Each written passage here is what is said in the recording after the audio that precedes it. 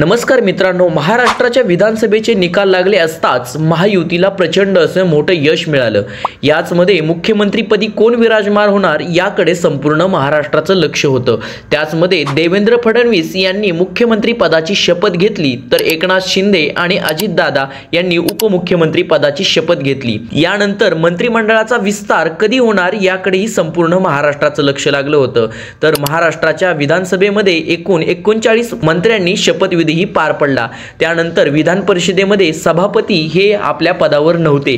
या ठिकाणी 2.5 वर्षापूर्वी उपसभापती निलमताई गोरे या विधान परिषदेचे कामकाज पाहत आहेत। सभापती कोण होणार याकडे संपूर्ण महाराष्ट्राचं लक्ष होतं। महायुतीला एवढे प्रचंड यश मिळाल्यानंतर सभापती होणार याकडे लक्ष होतं। तर महायुतीने राम शिंदे यांचे नाव चर्चित केले, तर महाविकास आघाडीने कुठलेही नाव चर्चित केले नाही। त्याच्यामुळे महाराष्ट्राच्या विधान परिषदेचे सभापती होण्यासाठी ही निवडणूक बिनविरोध झाली। त्याच्यामुळे राम शिंदे यांना सभापती घोषित करण्यात आलं। अशाच नवनवीन व्हिडिओ पाहण्यासाठी आमच्या चॅनलला सबस्क्राइब करा आणि तुम्हाला जर सभापती यांच्याविषयी अधिक माहिती पाहिजे असेल तर आमच्या कमेंटमध्ये सांगा।